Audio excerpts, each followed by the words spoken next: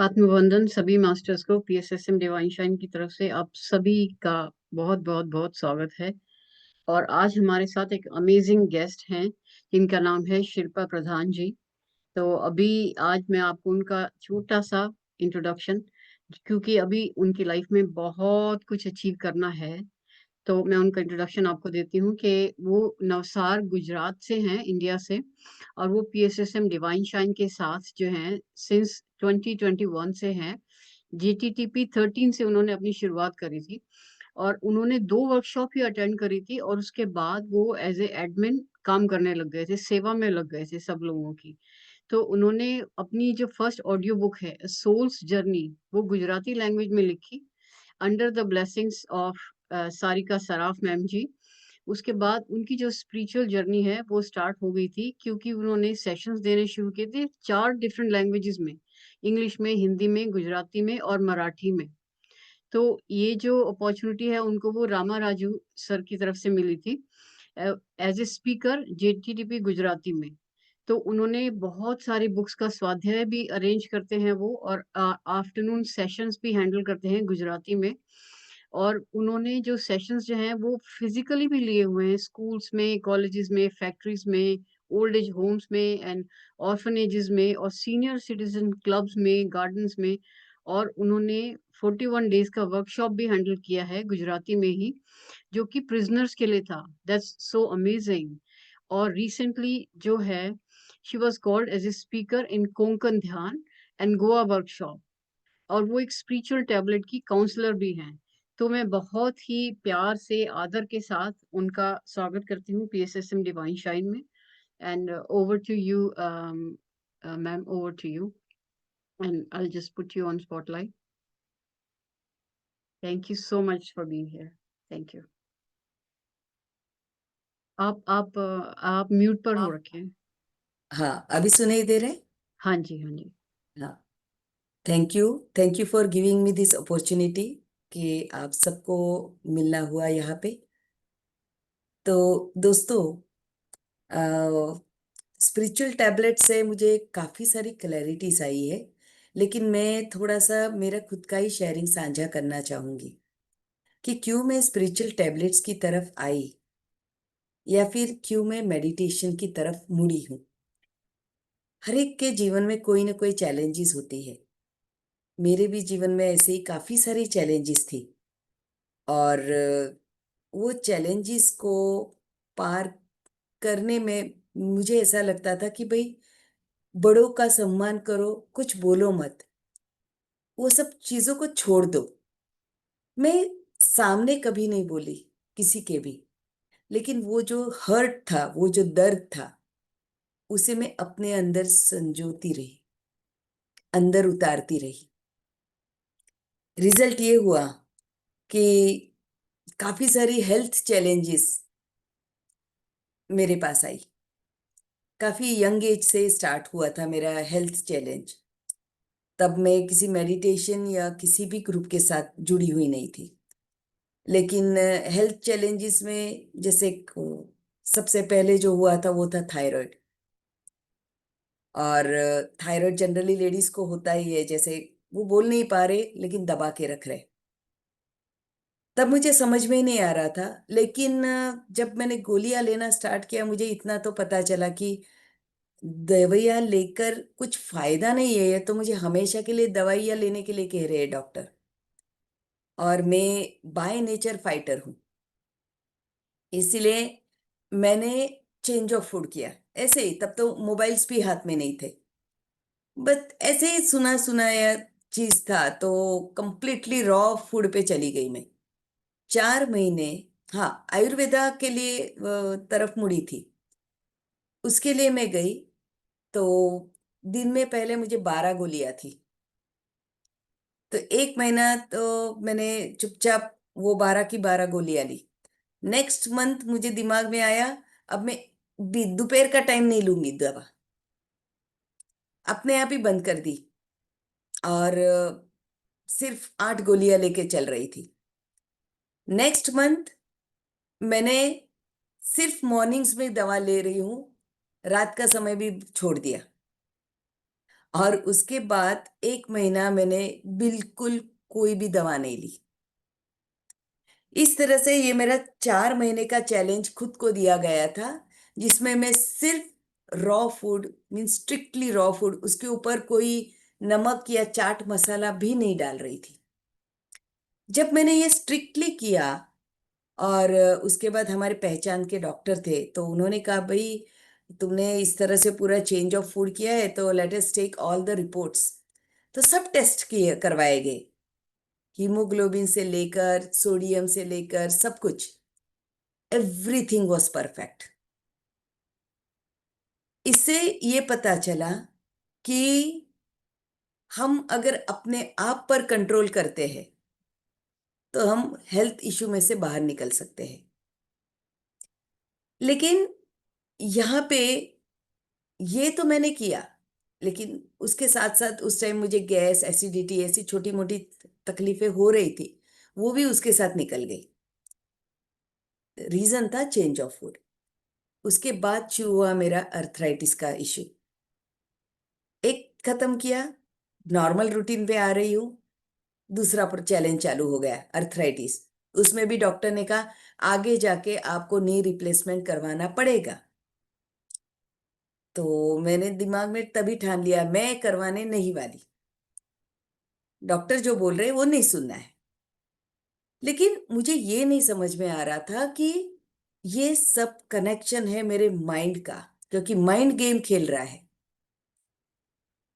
ये जो इश्यूज आ रहे थे, एक्चुअली मेरा बॉडी या फिर मेरा सोल मुझे धक्के मारने का काम कर रहा था कि तू जो कुछ अभी कर रही है वहां से बाहर निकल, ये तेरा काम नहीं है। क्योंकि मैं as a teacher CBSE school में जॉब करती थी तब, तो वो सेम रूटीन, और फिर घर में आके बाकी का जो माइंड गेम चल रहा है वो। लेकिन फिर ऐसा हुआ कि पीएसएसएम में जुड़ने से पहले आ, एक दिन ऐसे ही दिमाग में आया, बस बहुत हो गया, मुझे जॉब नहीं करना है। घर पे आके मैंने मेरे हस्बैंड को बताया कि बस मुझे अभी जॉब नहीं करना है, बच्चे भी बड़े हो गए, और मैं सेम स्कूल में जॉब करती थी। तो उन्होंने कहा ठीक है, इतने साल तूने किया है, मत कर, लेकिन तू दिन में करेगी क्या? मैंने कहा कुछ भी करूंगी, लेकिन जॉब नहीं करना है। जॉब छोड़ दिया। और तब तक मैं ध्यान में पीएसएसएम से जुड़ी नहीं थी, ध्यान कर रही थी दूसरे ऑर्गेनाइजेशन के साथ, क्योंकि मैं भी डायरेक्टली पीएमसी में नहीं आई हूँ। मैं पहले शिव योग में थी, उसके बाद मैंने आर्ट ऑफ लिविंग का भी एक वर्कशॉप किया, उसके बाद विपाशना का 10 डेज का वर्कशॉप भी मैं करके आई। लेकिन मैं कहीं पे भी कनेक्ट नहीं हो पाई। शिवयोग में मैं नवसारी में सेंटर भी चलाती थी, लेकिन वो जो एक कनेक्टिविटी जो होनी चाहिए ना, वो नहीं हुई। उसके बाद आया कोरोना समय, और उसके पहले भी एक मुझे जॉब मिली, but I was not feeling satisfied, इसलिए थोड़े महीने करके मैंने वो भी छोड़ दिया। उसके बाद आया कोरोना। कोरोना के कारण, एक्चुअली थैंक यू कोरोना बोलना चाहिए, क्योंकि इसी से हमें पीएमसी मिला है, और मेरे जैसे काफी लोगों को पीएमसी उसी वक्त मिला होगा। तो उसका पहला दिन, पहला मेडिटेशन जो मेरे फ्रेंड वंदना जैन जी, जो भोपाल की है, उन्होंने मुझे भेजा था। तब नलिनी कमल जी बुद्ध बनो का वर्कशॉप हैंडल करती थी। तो मुझे आज भी याद है कि 38 डे का जो यूट्यूब वीडियो था, वो मेरे फ्रेंड ने मुझे भेजा। और बाय चांस उस समय में पूना मेरे बेटी के पास गई थी, क्योंकि कोरोना समय था, तो वो मेरे ननद के घर रह रही थी, वो पढ़ रही थी वहां पे। मैंने सोचा चलो ये बच्ची या तो लेट उठती है, तो चलो सुबह रूटीन में उठो, मेडिटेशन करो। तो मैंने, मेरे फ्रेंड ने जो भेजा था वो किया। एंड लिटरली, जैसे हम कहते हैं ना, छोटे बच्चे को कुछ करवाना हो तो हम कैसे लॉलीपॉप देते हैं, चॉकलेट दिखाते, बेटा तू ये कर, तुझे ये मिलेगा। मेरे साथ एग्जैक्टली वैसे हुआ है। अब तक के मेडिटेशंस में मुझे कभी भी विजन्स नहीं दिखे थे, कभी मुझे ड्रीम्स नहीं आई है, क्योंकि इतनी डीप स्लीप मेरी पहले से। और वहां पे वेरी फर्स्ट डे मैं मेडिटेशन में बैठी हूं और मुझे विजन्स दिखाई देने लगे, और उसमें भी ऐसी सब चीजें दिख रही थी जो बस झलकियां नहीं थी, पूरा जैसा एक पिक्चर दिखाया जा रहा है उस तरह से मुझे पूरा दिखने लगा था, जिसमें मुझे बाद में पता चला कि स्वामी विवेकानंद जी कभी मेरे गुरु रह चुके हैं। रामकृष्ण परमहंस जी, वो भी कभी मेरे गुरु रह चुके हैं, क्योंकि यही लोग मुझे एकदम दिखे।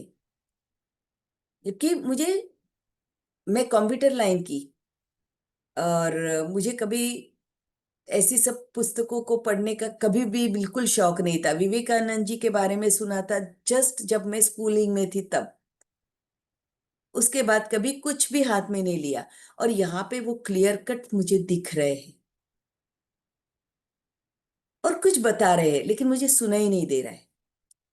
मैंने मेरे फ्रेंड के साथ ये शेयरिंग किया, तो उसने कहा मुझे तो कुछ नहीं दिखा है, लेकिन फिर भी तू कर। और उसी समय JTTP 13 स्टार्ट हो रहा था, तो मैंने कहा चल मैं भी तेरे साथ कर लेती हूँ। इस तरह से मैं भी उसमें जुड़ गई, और बस उसी में मुझे दिशा मिलती गई, और उस दिशा के हिसाब से ही मैं काम करती गई हूँ। मुझे इंट्यूशंस आते गए, उस हिसाब से मैंने काम चालू किया। और यस, मुझे अभी यही कहना पड़ता है कि यस, जो डिसीजेस मुझे हुई वो इनडायरेक्टली मेरे लिए पुश थी, क्योंकि अगर वो नहीं आते तो शायद मैं PMC तक नहीं पहुंचती।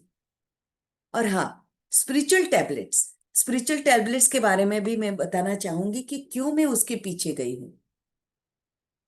इसका रीजन है कि अ, मैंने जॉब तो छोड़ दिया था, लेकिन बार बार मेरे दिमाग में आता था कि अरे नहीं, कुछ ऑनलाइन जॉब तो करना चाहिए।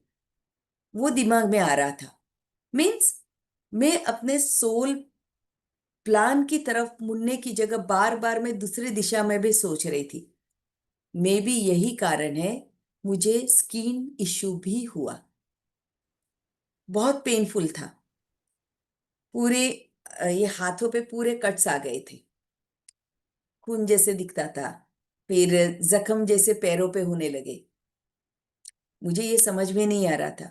ऐसे समय स्पिरिचुअल टैबलेट्स की तरफ मैं मुड़ी। मैंने सोचा चलो देखते हैं ये क्या है। जैसे जैसे ये कोर्स में करती गई, मुझे वो छोटे छोटे कंसेप्ट समझ में आने गए लगे कि ओके, ये क्या कारण है जिसके कारण मुझे ये स्किन इशू हुआ है। And for your information, skin issue के लिए एलोपैथी में कोई भी दवा नहीं है।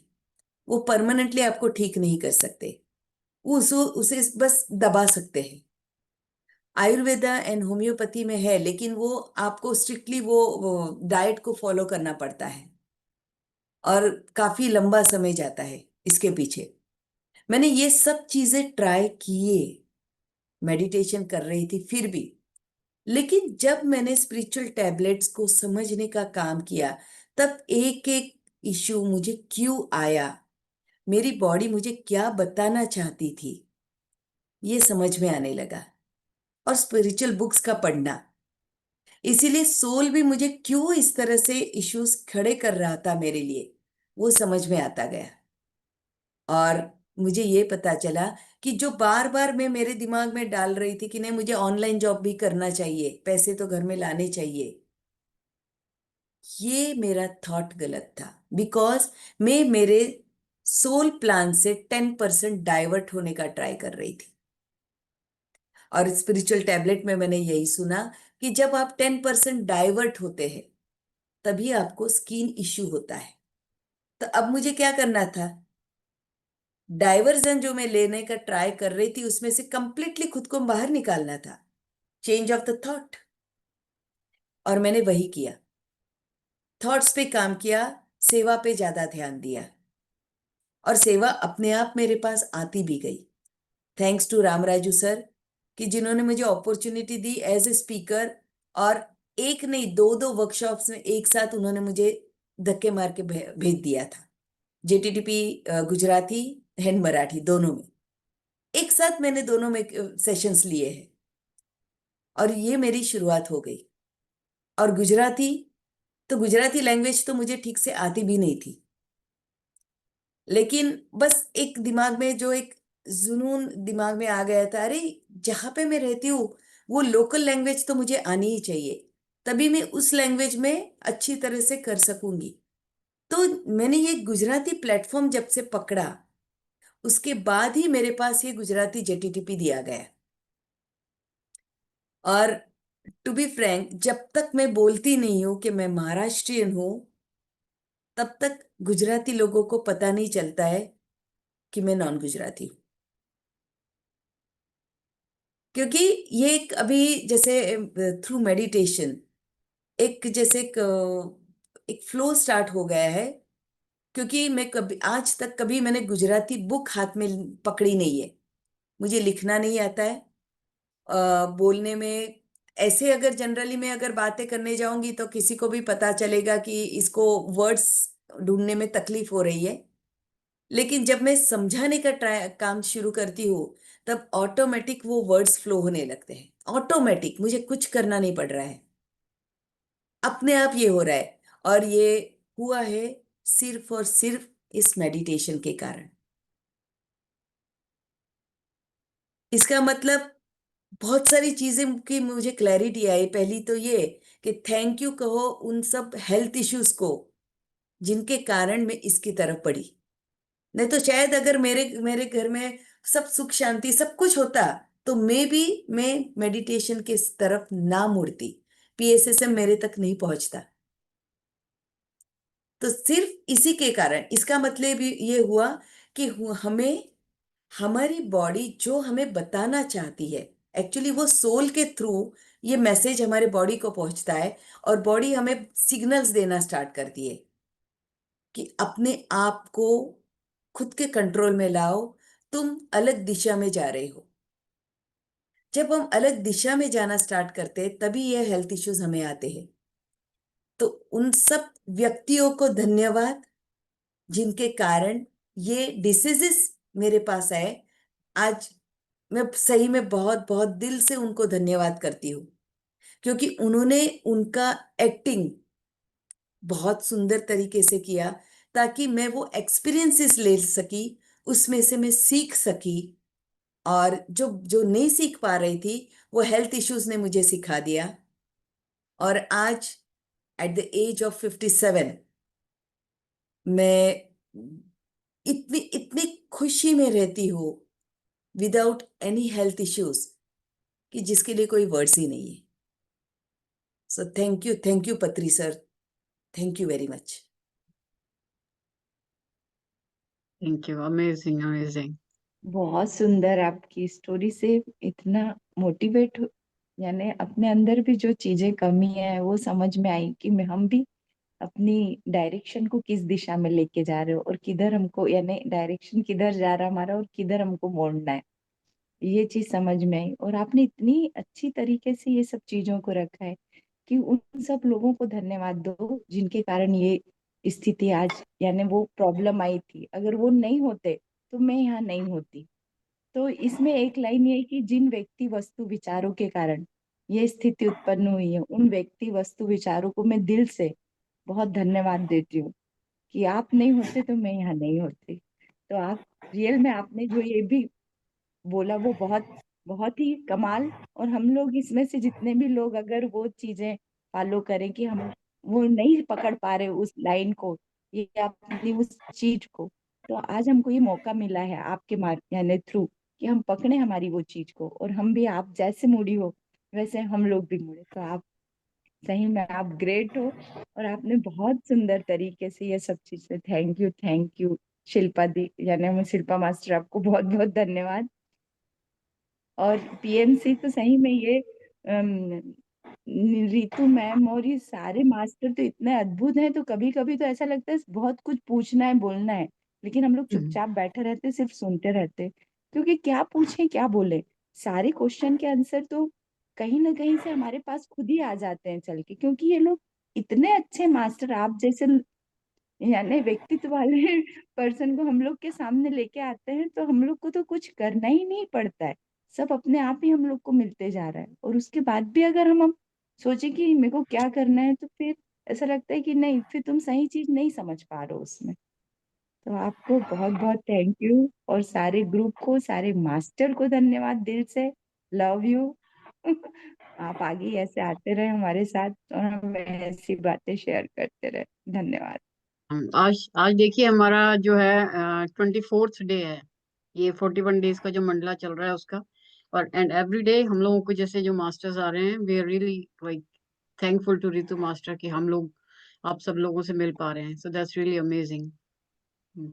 या Nalini ji, ma'am thank you so much Ritu ma'am का, कि हम आप सब इतने अच्छे अच्छे मास्टर से मिल रहे हैं। हम सोच भी नहीं सकते थे कि इतने अच्छे मास्टर से मिल सकते हैं, पर उनके द्वारा हम सब अच्छे अच्छे स्पीकर से, अच्छे अच्छे मास्टर से मिल रहे हैं। Thank you Ritu ma'am, thank you. Welcome ma'am session में क्या आपका।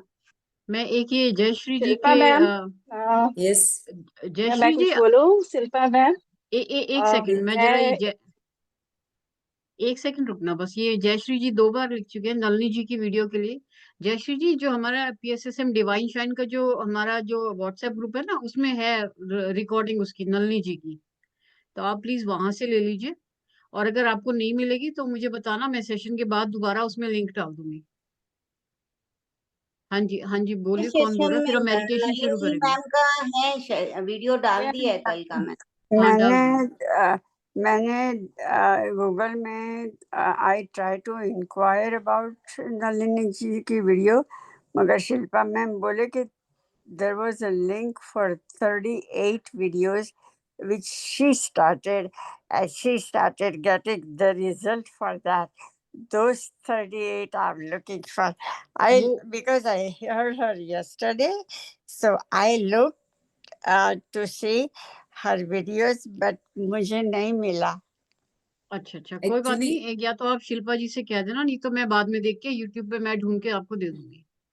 एक्चुअली ऐसे मैम, बुद्ध बनो नाम का जो वर्कशॉप चल रहा था, पर्टिकुलर दैट टाइम, उस वर्कशॉप का 38 डे का जो वीडियो था, वो मेरे पास मेरे फ्रेंड ने भेजा था। अच्छा, सो एक दैट ही वाज नॉट, था. She was handling that workshop. तो आप शेयर कर सकती हो? हाँ, मैं जरूर, मुझे मिल जाता है तो मैं श्योरली आपको शेयर करूंगी ग्रुप में।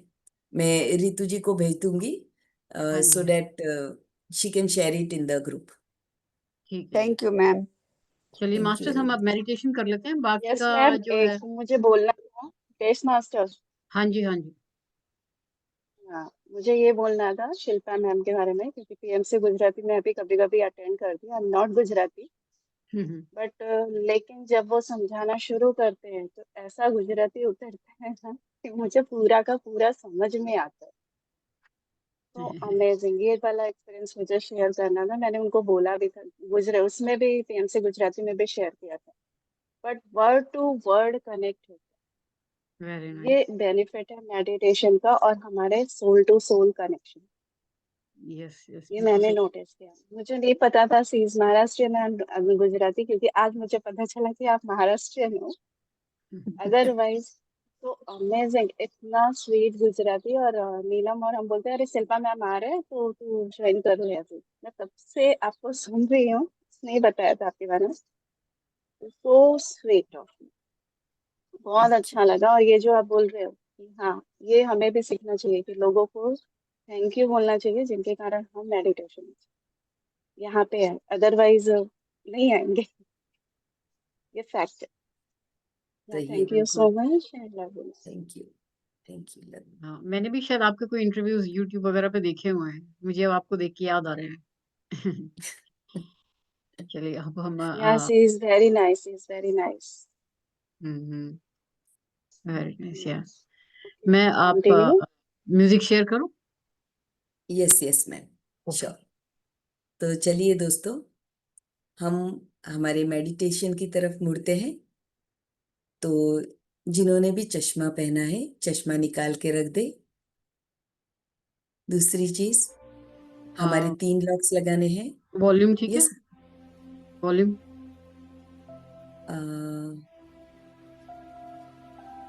यस, ओके फाइन, ठीक है। ओके। तो दोस्तों, हमारे 3 लॉक्स लगाने हैं। यूट्यूब पे भी काफ़ी लोग जुड़े होंगे, तो उनके लिए मैं बता दूँ, हमारे 3 लॉक है। पहले 10% एनर्जी को हम रोकते हैं, वो है हमारे पैर। पैरों को क्रॉस करके बैठते, अगर हम कुर्सी या सोफे पे बैठे हैं, या फिर हम आलती पालती मार के बैठ सकते हैं, जो भी कंफर्टेबल पोजीशन है उसमें। दूसरा लॉक है जहाँ पे 10% एनर्जी दोबारा हम रोक रहे हैं, वो है हमारी हाथों की पोजीशन। उंगली के अंदर उंगली इस तरह से डालकर हमें हमारे लैप्स पे रखना है। और तीसरा महत्वपूर्ण लॉक है, वो है हमारी आंखें, क्योंकि आंखें डायरेक्टली हमारे ब्रेन से कनेक्टेड है। और जब भी कुछ भी हम हमारे आंखों से देखते हैं, तुरंत हमारे दिमाग में कोई ना कोई विचार शुरू होते हैं। और आंखें बंद करने से 80% एनर्जी हमारी यहाँ पे लॉक हो जाती है। तो इस तरह से तीनों लॉक्स लगाकर करना क्या है, ध्यान केंद्रित करना है सिर्फ हमारी आती जाती प्राकृतिक श्वासों पर।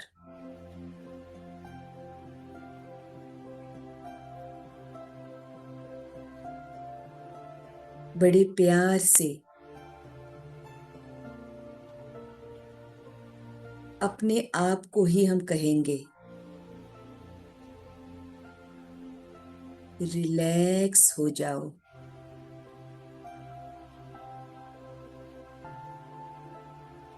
शांत हो जाओ।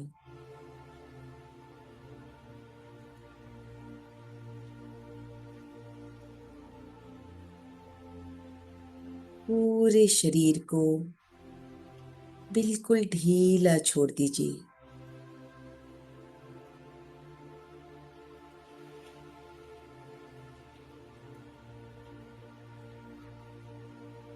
मन में अगर कोई भी विचार आ रहे हैं तो उन्हें आने दीजिए। सिर्फ हमारा ध्यान अपने ही सांसों पे रखना है।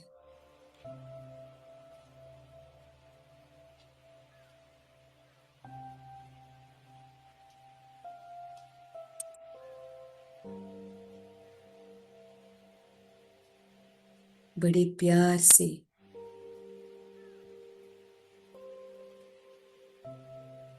अपने ही अंदर आते हुए सांसों को देखिए। नॉर्मल नेचुरल श्वास।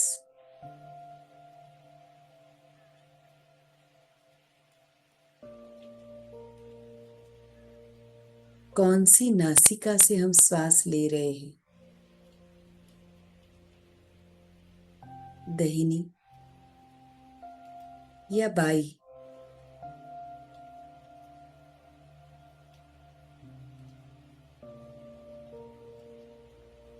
अंदर आने वाली सांस कहाँ तक पहुंच रही है? गले तक, छाती तक या पेट तक?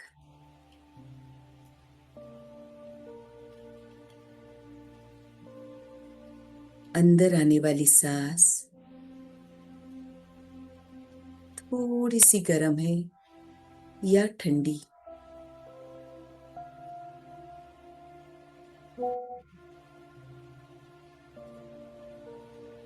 बस अनुभव करते जाइए दोस्तों।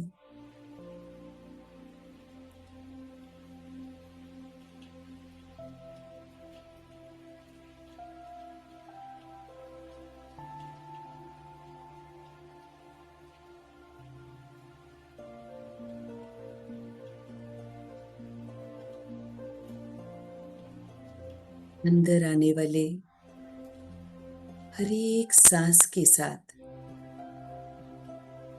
ब्रह्मांड की प्राण ऊर्जा हमारे अंदर प्रवाहित हो रही है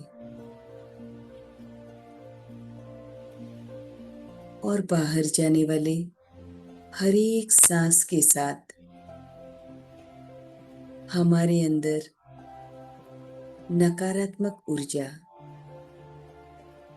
ऐसी ऊर्जा जो पुरानी हो चुकी है, जिसकी अभी जरूरत नहीं है,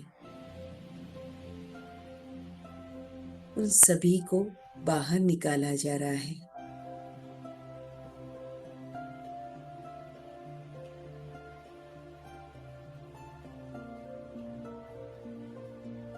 जुड़ जाइए अपने सांसों के साथ।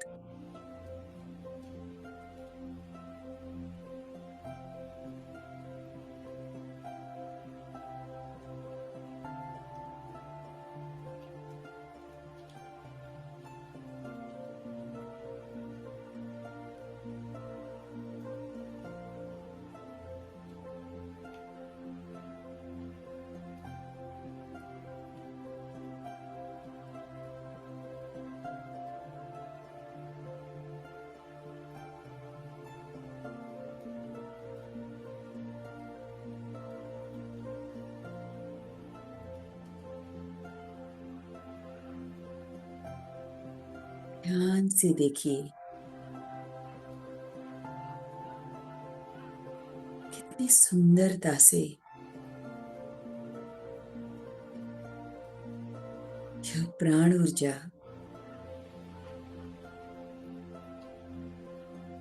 हमारे शरीर के एक एक भाग तक पहुंचती जा रही है।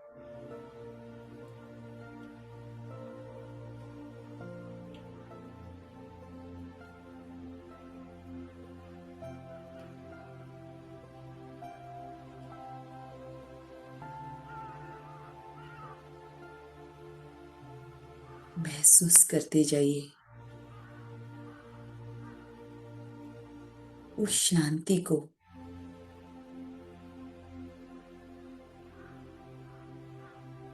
उस रिलैक्सेशन को।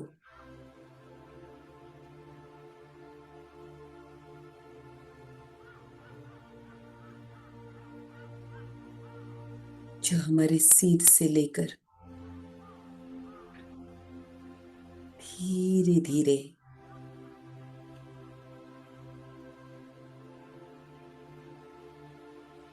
हमारे चेहरे के हर एक भाग को पूरी तरह से शिथिल करती जा रही है।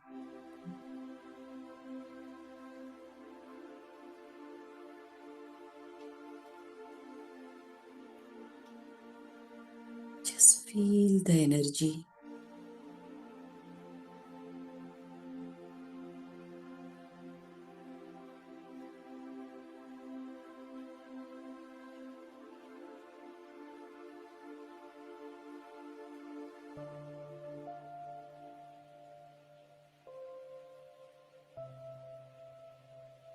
ऑब्जर्व करते जाइए आपका गला, कंधे, दोनों हाथ, फिंगर टिप्स तक एकदम शांत हो चुके हैं।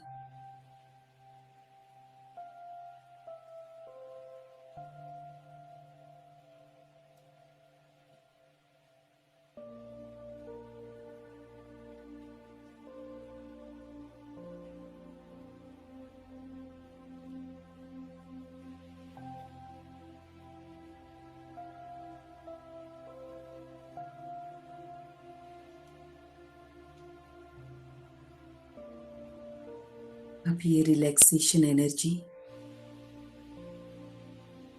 धीरे धीरे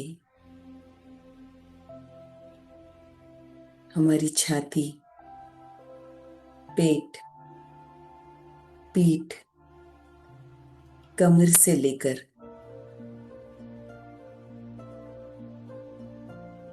पूरे पैरों तक फैलती जा रही है।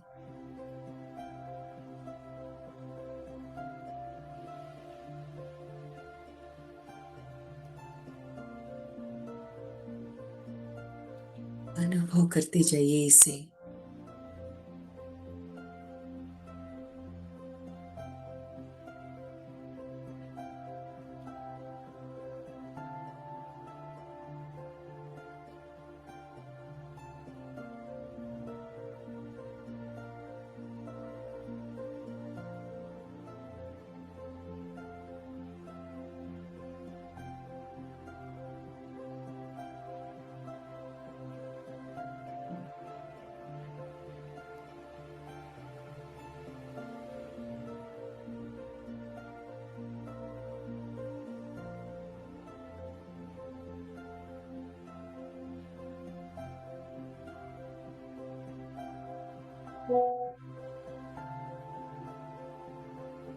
अंदर आने वाले हर एक सांस के साथ सोचिए, मैं एक आत्मा हूं।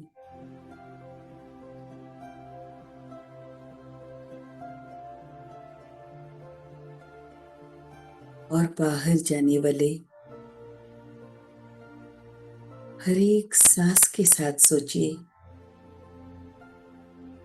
मैं ये शरीर नहीं।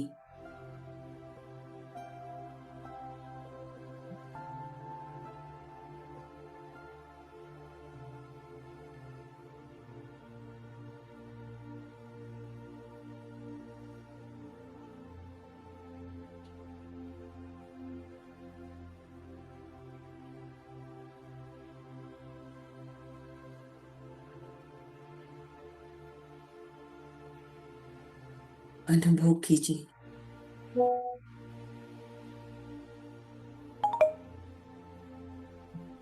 चेंज ऑफ वाइब्रेशंस आपके शरीर में।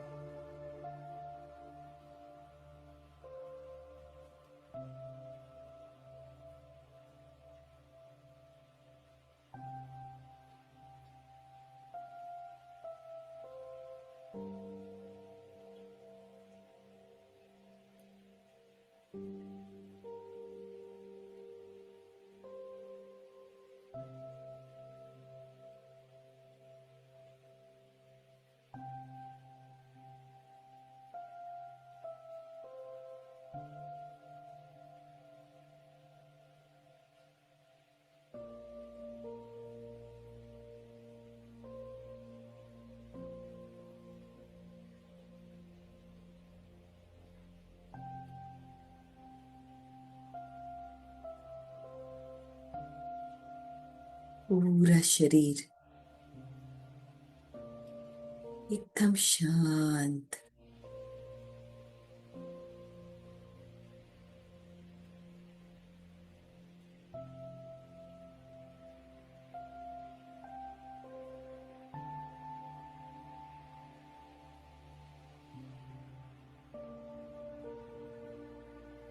अपने आप को जानने के लिए, पहचानने के लिए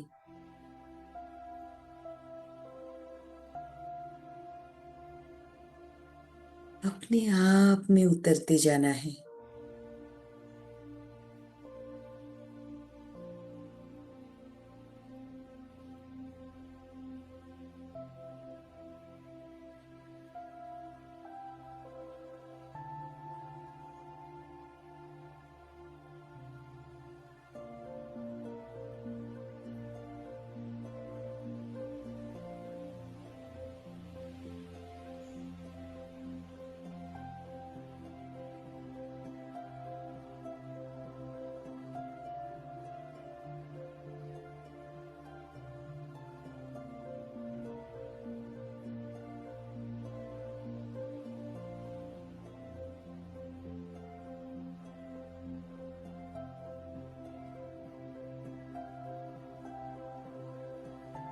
अपने आप को महसूस करना है।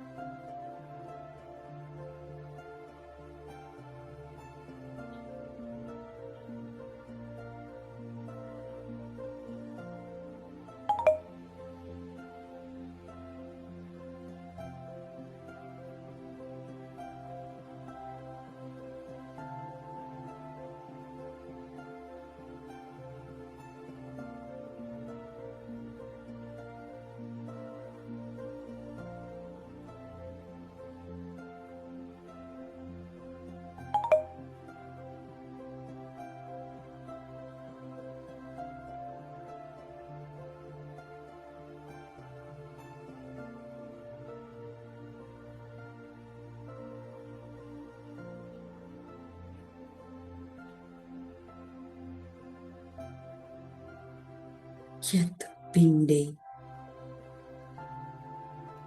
तत् ब्रह्मांडे।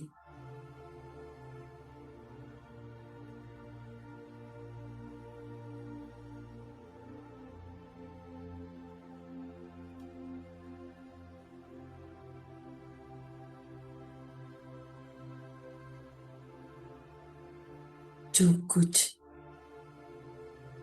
हमें अपने बाहर दिख रहा है वही हमारे अंदर है।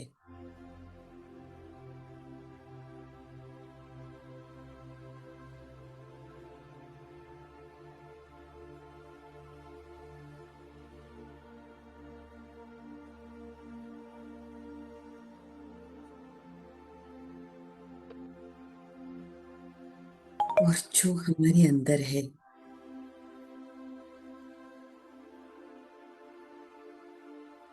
वही हमें बाहर दिखता है।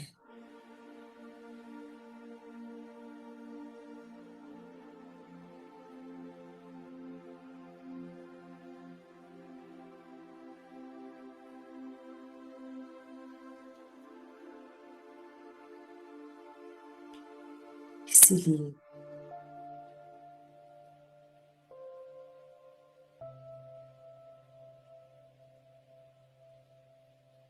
खुद पे काम करो।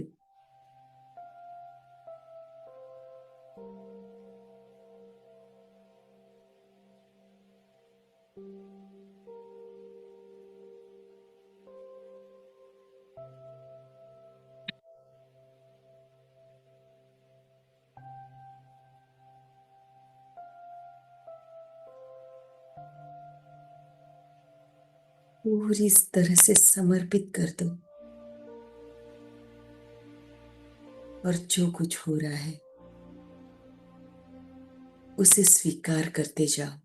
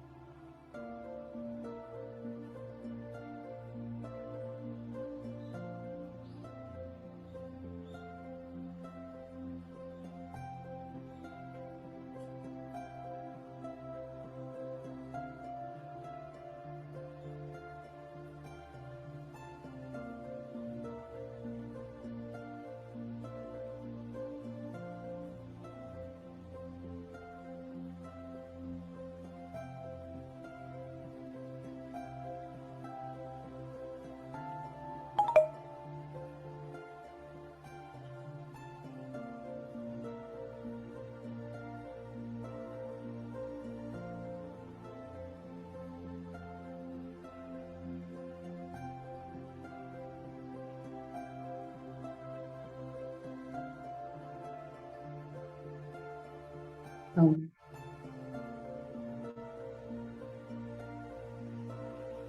अनंत चेतना है।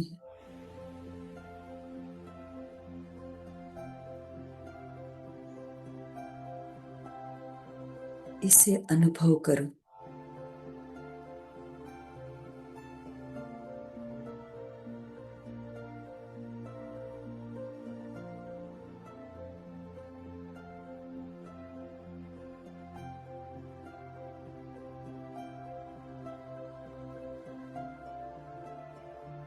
और जैसे ही आप अनुभव करते हैं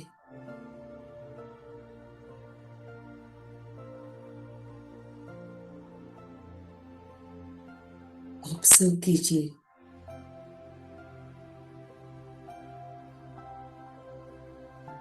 आपके शरीर में होने वाले कंपनों की तरफ।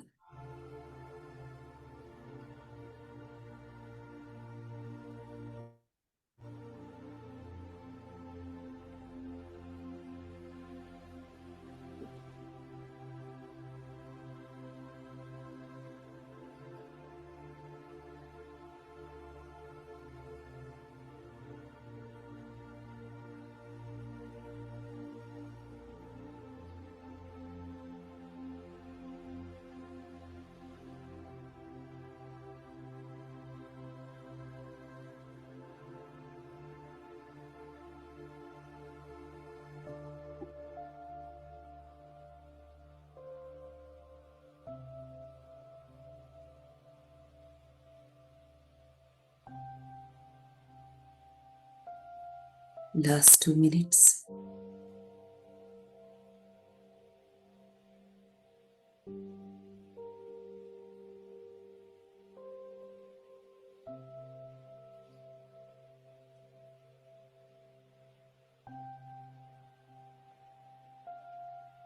अपने इस चेतना के लिए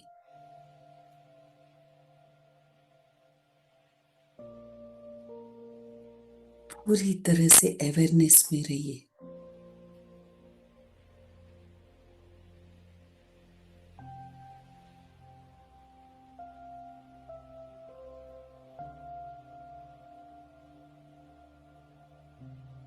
और धीरे धीरे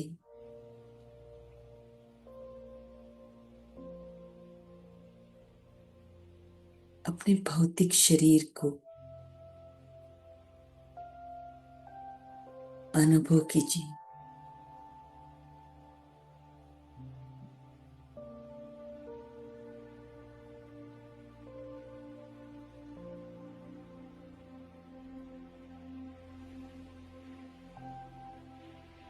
धन्यवाद करेंगे सभी दिव्य ऊर्जाओं का, ब्रह्मश्री पितामह पत्री जी का, महाअवतार बाबा जी का,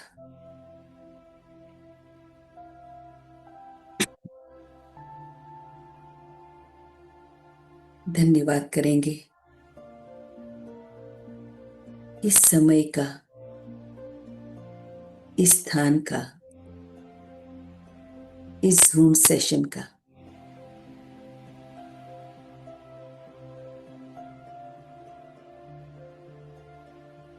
धन्यवाद करेंगे अपने इस शरीर का, अपने सांस गुरु का।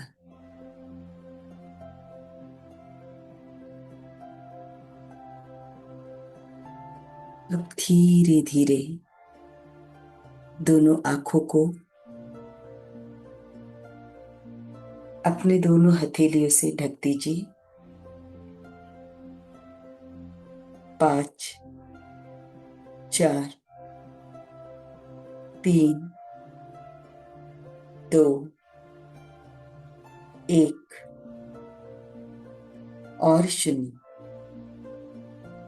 चेहरे ऊपर एक स्मित लाकर हौले से दोनों आंखों को खोल दीजिए और फिर धीरे धीरे दोनों हाथों को नीचे ले आइए।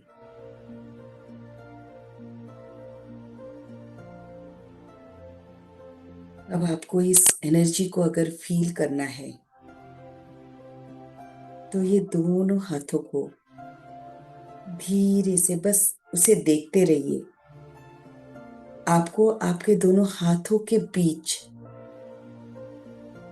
एक ऊर्जा फील होगी। अपने हाथ जिस तरह से बढ़ हिल रहे होंगे बस उसे देखते जाइए। ये हम प्रैक्टिकली एनर्जी को फील कर रहे हैं।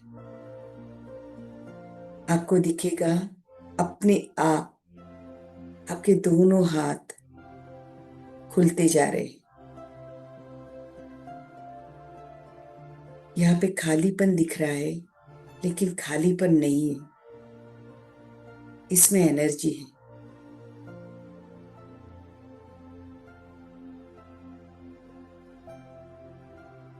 और फिर ये एनर्जी को पूरा सिर से लेके दोबारा अपने आंखों पे, शरीर पे पूरी तरह से फैला देंगे। धन्यवाद सभी का। आत्मवंदन। Thank you so much Shilpa ji. बहुत बढ़िया ध्यान रहा, मन ही नहीं करता बाहर आने का सच में। Thank you. Thank you so much. Masters Thank you please so आप हैंड रेज करिए और अपने एक्सपीरियंसेस, अपने क्वेश्चंस जो भी हैं सब निकाल डालिए अपने दिल से। Thank you, हाँ शिल्पा मैम। हाँ, मनीषा जी जी। अनम्यूट कर लीजिए। आत्मवंदन। आज आत्मवंदन। तो मैम, हम बह गए। Thank you so much. आप आज आए, अच्छा लगा, बहुत दिनों के बाद देखा आपको। Thank you. बहुत बहुत मजा आ गया। Thank you, thank you. Thank you.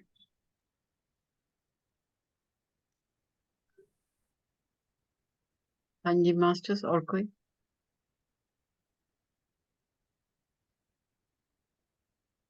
हाँ भारती जी, अनम्यूट कर लीजिए।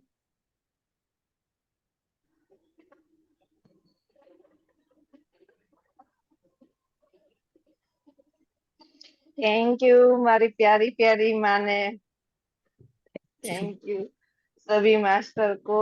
मैं ये बताने आई हूँ कि मैं जो भी यहाँ पे शेयरिंग कर रही हूँ ना, वो सब ये माँ ने सिखाया है। उसके मार्गदर्शन से मैं अपनी आध्यात्मिक जर्नी एंजॉय कर रही हूँ। सब कुछ वही सिखा रही है। एक उंगली पकड़ के अपने बच्चे को जो लेके जाती है ना, ऐसे ही वो मुझे उंगली पकड़ के ले जा रही है। तो इसके लिए मैं धन्यवाद कहने के लिए ही आई हूँ मेरी शिल्पा माँ को, सभी को। वो बहुत डिवाइन मास्टर है मेरी। तो उसके लिए बहुत बहुत धन्यवाद, मेरी पूरी लाइफ को चेंज कर देने के लिए। Thank you, thank you, thank you so much Ritu ma'am का भी, कि हमारे ऐसे प्यारे प्यारे मास्टरों को लेकर आते हैं और हमारा दिन बन जाता है उसको मिलके। Thank you Shilpa ma'am, thank you so much thank you. Thank you हमारी वेरी लाइफ मच। में आने के लिए। हम लोग सब ऑलरेडी एक दूसरे से जुड़े हुए हैं, इसीलिए तो इस तरह से कोई ना कोई प्लेटफॉर्म से हम एक दूसरे को दोबारा जुड़ रहे हैं फिजिकली।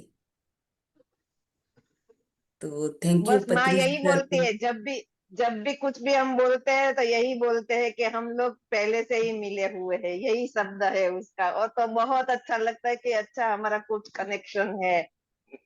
तो ये सब सुनने के लिए भी बहुत अच्छा लगता है। हर बार कुछ ना कुछ नया हमको मिल जाता है उसके ओर से। तो फिर से मैं बहुत तहे दिल से सभी मास्टरों जो यहाँ पे काम कर रहे हैं, अपना समय दे रहे हैं, उसके लिए सभी को दिल से धन्यवाद। Thank you, thank you, thank you. Thank you. Thank you Bharati ji. Shruti ji, unmute कर लीजिए प्लीज।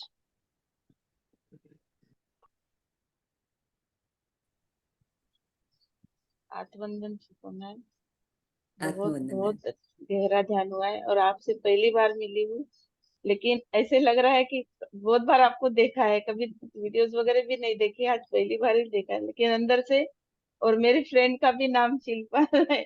अभी वो बहुत बचपन की फ्रेंड थी, लेकिन आज मुझे उसकी याद आ गई, वो फ्रेंड की। तो थैंक यू। हाँ, और ध्यान बहुत गहरा हुआ। और मैम मेरा ना ऐसे हमेशा से ऐसे मतलब किसी से कुछ नहीं चाहती, लेकिन हमेशा से मतलब प्यार चाहती थी। और आज मेडिटेशन में ये होगा कि जो मैं चाह रही थी वो मुझे खुद ही बनना है। जब मैं दूसरे को मतलब वो जो मेरी चाहत है तो वो मुझे बनना है ना, मैंने किसको क्या दिया है। वो आज बहुत मतलब ये हो रहा था। और जैसे अभी नाव में तो बैठे थे हम लोग, लेकिन दिशा नहीं हमारी ये थी। यहाँ वहां सब भटक रहे थे, कहीं पहुंचने की कुछ यही नहीं थी। तो ये जो मैम ने प्लेटफॉर्म दिया है, तो सही में दिशा एकदम सही दिशा में जा रहे हो। सिचुएशन भी आ रही है अभी जो कुछ भी जिसकी वजह वजह से मैं यहाँ जुड़ी हुई हूँ। तो सिचुएशन को बहुत बहुत आज तो आपका जो सुना है ना, तो ग्रेटिट्यूड निकल रहा है कि सही में जो पीछे हुआ है उन्होंने ही सहकार्य किया है कि यहाँ ये प्लेटफॉर्म में मुझे लाने के लिए। तो उनके लिए भी बहुत बहुत ग्रेटिट्यूड आ रहा था मैम। और आंखें खोलने के बाद जैसे हाथों से ऐसे आंखों को खोला ना, तो ब्लू और ग्रीन लाइट दिख रहा था आंखों वाओ। के अंदर। ये ऐसे बहुत टाइम से तो हाथ हटाने की भी इच्छा नहीं हो रही थी। और बाद में भी एनर्जी बहुत हाथों में फील हो रही थी मैम। बहुत बहुत धन्यवाद। बहुत थैंक रितु यू सुंदर, मैम के श्रुति जी। लिए बहुत तो सुंदर। रितु मैम के लिए तो बहुत, मेरे लिए तो मेरी स्पिरिचुअल माँ ही है। जो मेरी उंगली भटकती भी है, लेकिन इतने मास्टर्स आ जाते हैं ना कि मतलब इधर उधर जाते ही नहीं है, बीच में ही रहते हैं। Thank you so much Ritu ma'am. Thank you Shruti. ये एक इधर क्वेश्चन है, जितेंद्र जी ने पूछा है, स्पिरिचुअलिटी में आने के बाद हमें मटेरियलिस्टिक नहीं होना चाहिए? Wearing good clothes, decorating home is also materialism? नहीं, ऐसा कुछ नहीं है।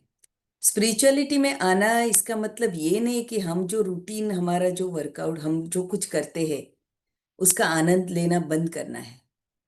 एक्चुअली उसके मजे लेने हैं। सिर्फ हमारा सोचने का जो दृष्टिकोण है लोगों के प्रति, चीजों के प्रति, उसे बदलना है। वो जो अंदर के जो सत्य है उसे जानने का काम करना है। सिर्फ सुन के नहीं, उसे अंदर उतार के। जैसे जनरली हम लोग देखते हैं कि कुछ लोग उनके जो परिधान करने वाले कपड़े होते हैं वो चेंज कर डालते हैं। हम किसी से अलग नहीं है, हम सबके जैसे ही है। सिर्फ हमारी जो सोच है वो आध्यात्मिक है। कपड़ों से आध्यात्मिकता हम तय नहीं कर रहे। हम नॉर्मल पर्सन ही है, सबके जैसे ही है। लेकिन आध्यात्मिकता हमारे विचारों में, हमारे व्यवहार में झलकनी चाहिए, तभी हम सही मायने में आध्यात्मिक थे। Very beautiful answer, Thank very you. Beautiful, thank you. हाँ, अभी एक हैंड रेस था मीना जी का, आई थिंक शी लेफ्ट। तो मास्टर्स और भी कोई बात करिए, पहले आप इतना बात कर रहे थे, अब सब निकाल दीजिए अपने दिल से, रखिए मत।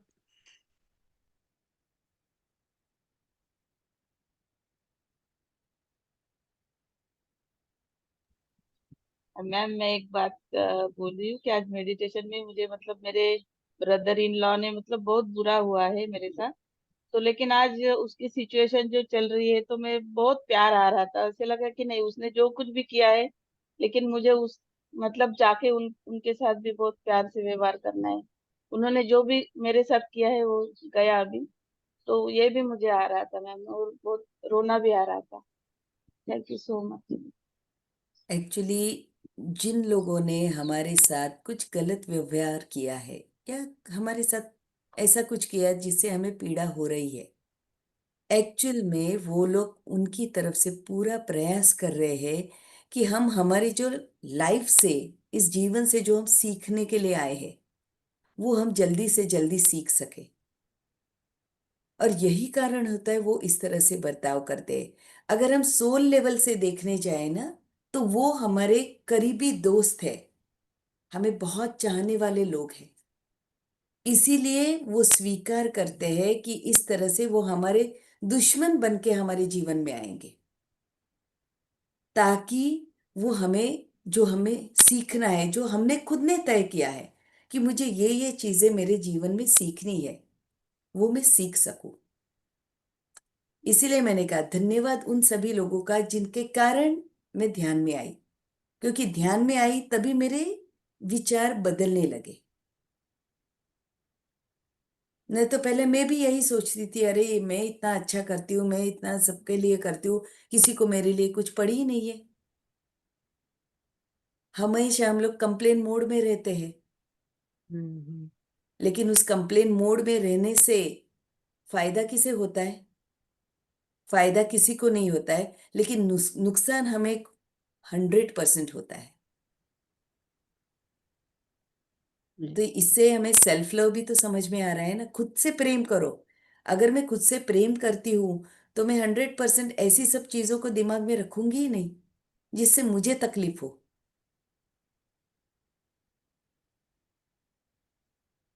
तो ये विचारों का जो विस्तार है वो तभी होता है जब हम ध्यान में आते हैं,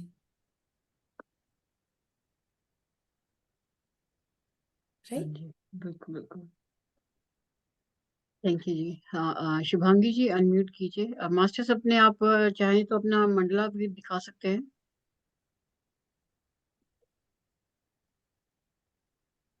आत्मवंदन। आपने बहुत अच्छा आत्मवंदन। मेडिटेशन किया, और प्रेस मास्टर आपको भी बहुत बहुत धन्यवाद कि आपकी वजह से हर रोज हम इस क्लास को अटेंड कर पाते।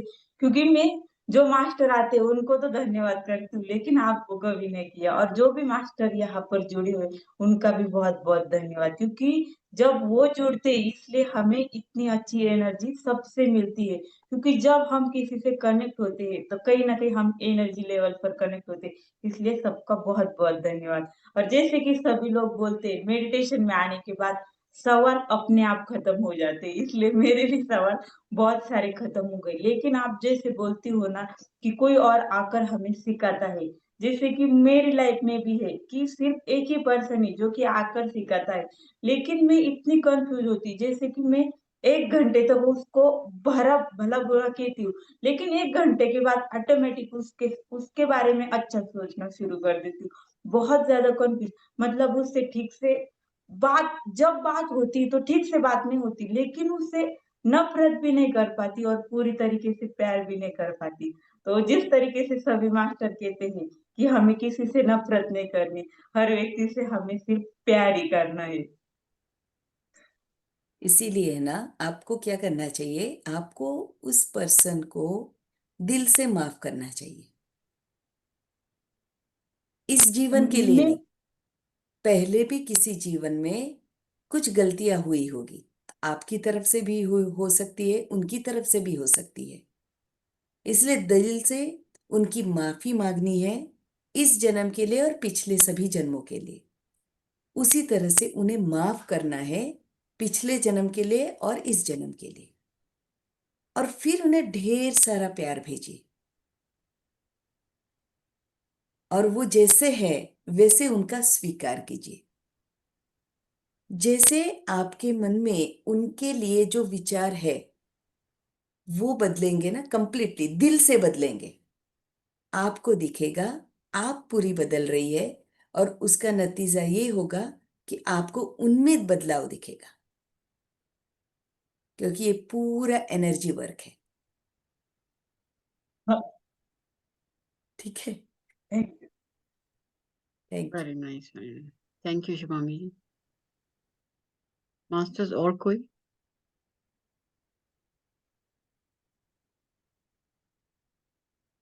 निधि जी, अनम्यूट कर लीजिए आप।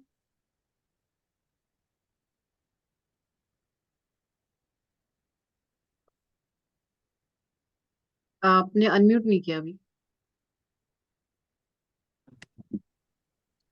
आत्मवंदन मैम। आत्मवंदन। आप फिर से म्यूट हो गए।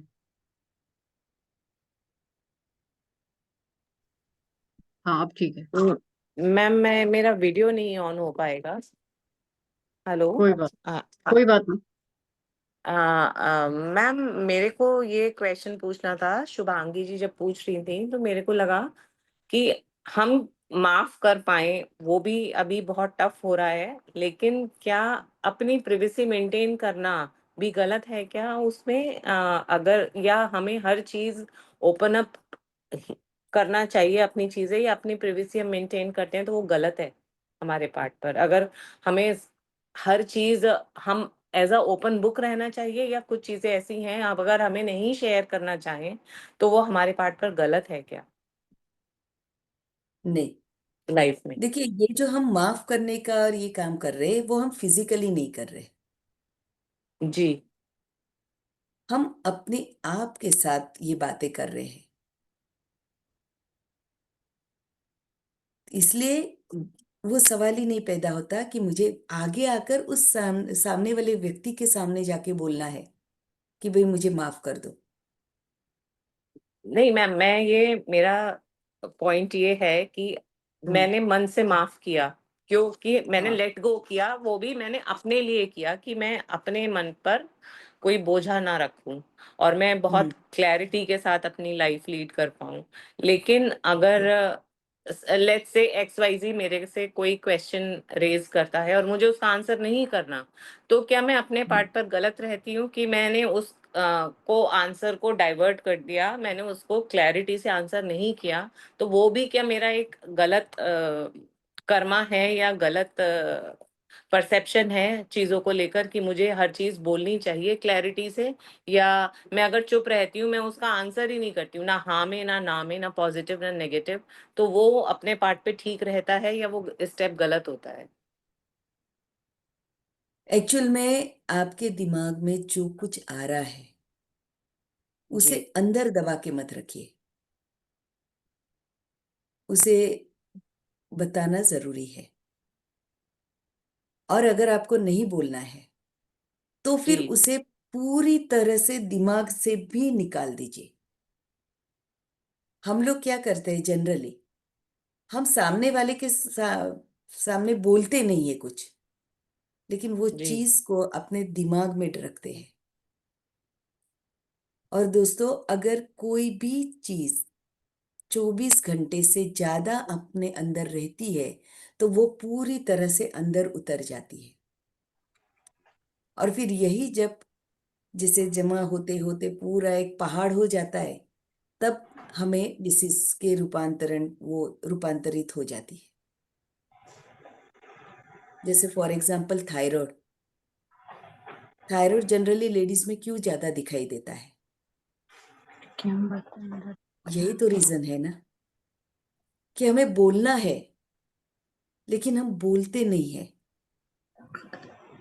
हम इग्नोर करते हैं, हम उसे छोड़ देते हैं। हमें लगता है हमने छोड़ दिया है, लेकिन क्या सही मायने में हम उसे छोड़ सकते हैं?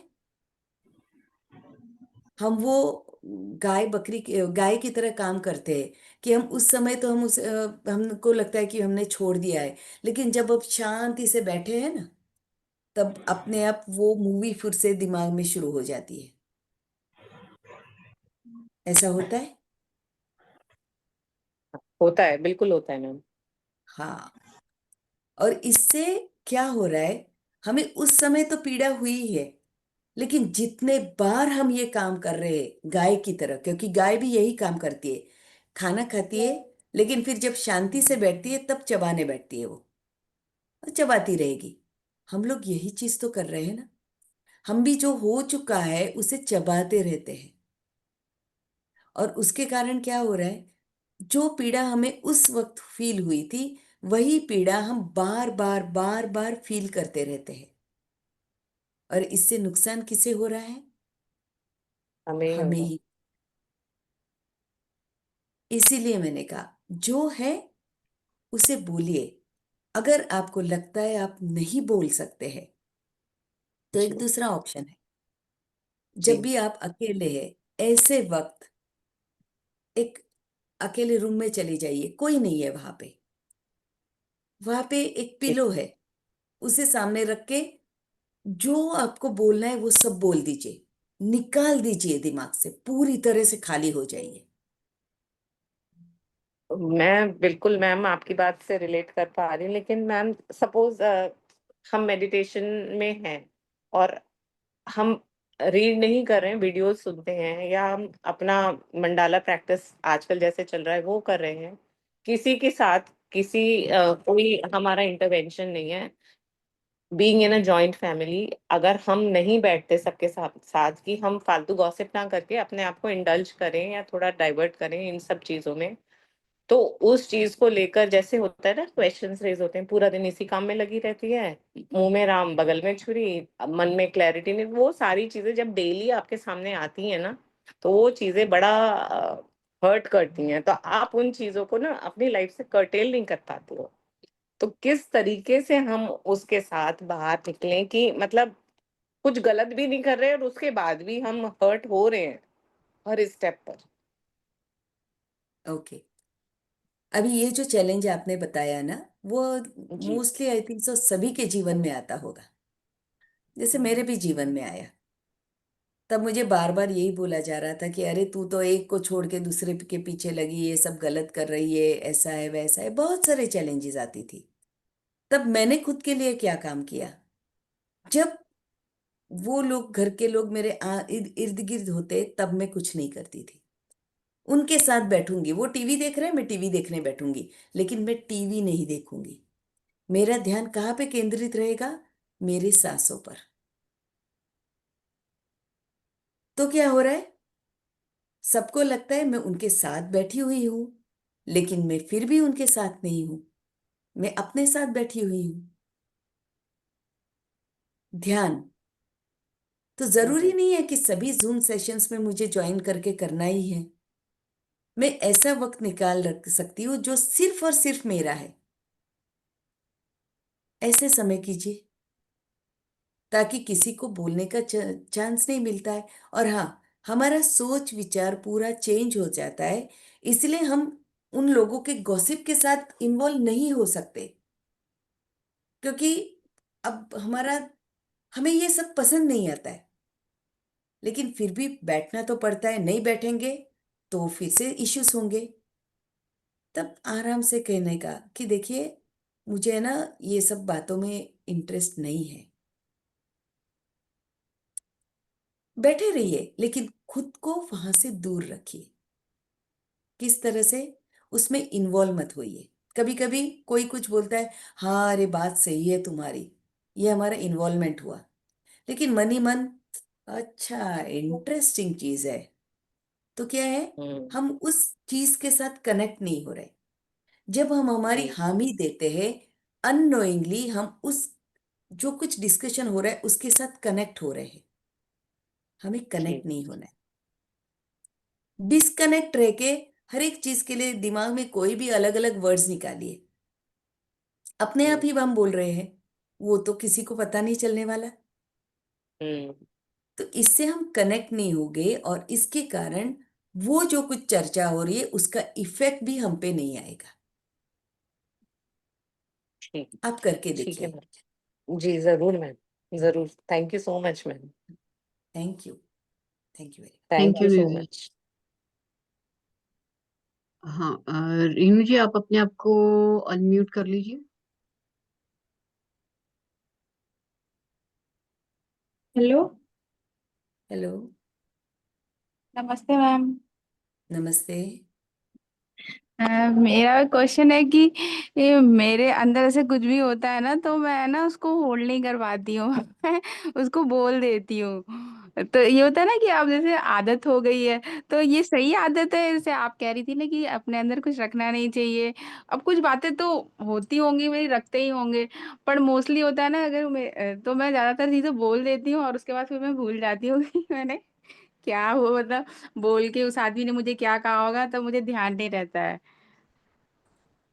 हमें अवेयरनेस में रहना है।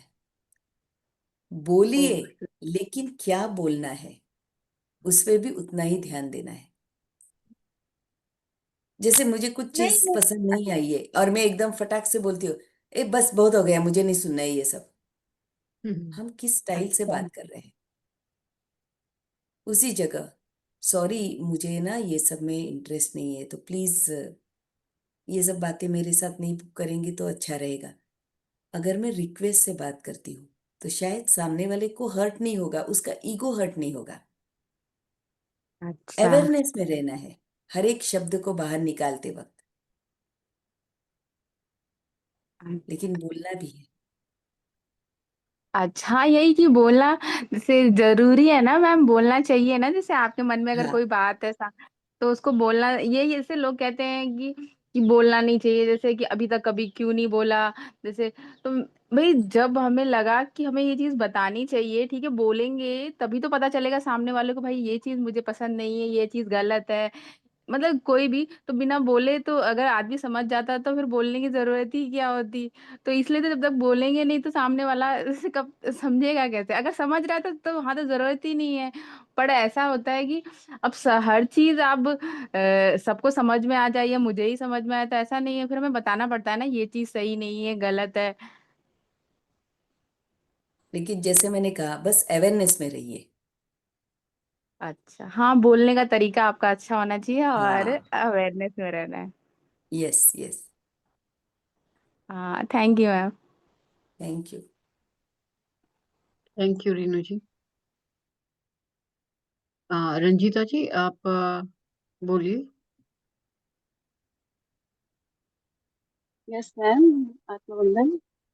अभी आत्मवंदन। ये सेशन जो चल रहा है, इसमें मुझे सिर्फ ये पूछना था कि कुछ बड़े लोग होते हैं, अभी हम उनको पलट के जवाब नहीं दे सकते। हम कोई बात अच्छे से भी अगर पलट के बोलते हैं, क्योंकि हर टाइम हमें भी कोई एडवाइस करे तो हमें भी नहीं अच्छा लगता, इग्नोर इग्नोर इग्नोर।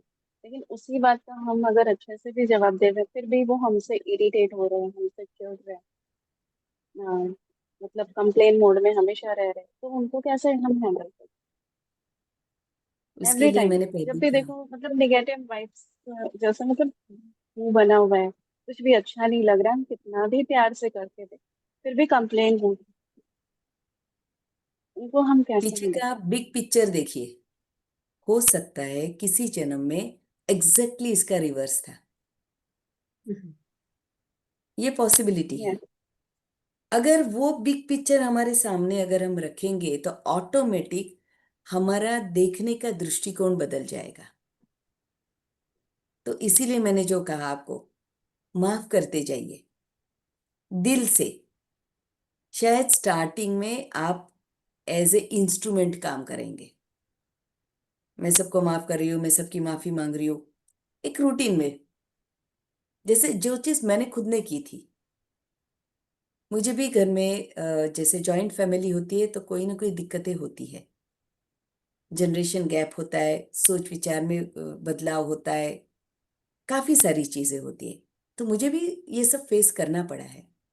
लेकिन उस समय से लेकर मैंने ये मेरा एक डेली रूटीन जैसा मैं भगवान की प्रार्थना नहीं करती थी, लेकिन मैं ये प्रार्थना जरूर करती थी कि मैं हर एक व्यक्ति की माफी मांग रही हूं, दिल से। मैं दिल से ये वर्ड बोलती थी, लेकिन दिल से मैं कर नहीं पाती थी, वो भी मैं बता दूं। क्योंकि जब भी उस व्यक्ति के बारे में कोई भी अच्छी चीज कोई बोलता तो मुझे गुस्सा आता था कि अरे मुझे पूछो तो मैं बताऊं कि ये बंदा कैसा है। आपके सामने कुछ गलत अलग फेस है, मेरे साथ कुछ अलग बर्ताव है।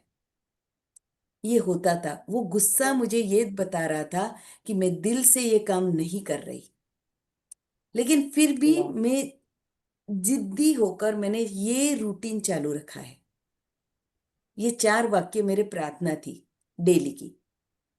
और सब ये वर्ड्स यूज करने की जगह मैं उन पर्टिकुलर व्यक्तियों का नाम लेकर ये बोलना मैंने स्टार्ट किया। एक और दूसरा तरीका है, आप जब भी ध्यान में बैठते हैं उस व्यक्ति के पूर्णात्मा का आह्वान कीजिए, उन्हें आपके सामने बिठाइए। आपको जो बोलना है, उनकी जो माफी मांगनी है, वो सब कुछ उनके सामने बोलिए। और फिर उन्हें बताइए कि चलिए हम दोनों साथ मिलकर ध्यान करेंगे, ज्ञान लेंगे और अपने जीवन में ये हमारे जो कार्मिक कॉर्ड्स है उन्हें काट कर अपने जीवन में आगे बढ़ेंगे। इतना कहकर उसके बाद ध्यान स्टार्ट कीजिए। ध्यान खत्म होने के बाद विजुलाइज कीजिए कि वो व्यक्ति आपको बहुत प्यार से देख रहा है, उसके चेहरे पर खुशी है। और फिर उन्हें धन्यवाद कीजिए ताकि वो पूर्णात्मा वहां से चली जाए। आप ये करते जाइए, धीरे धीरे आपको दिखेगा आपके मन में उन व्यक्ति के लिए जो विचार आ रहे हैं, क्योंकि वो बार बार आपको कुछ ना कुछ चैलेंज खड़ा कर रहे हैं आपके सामने।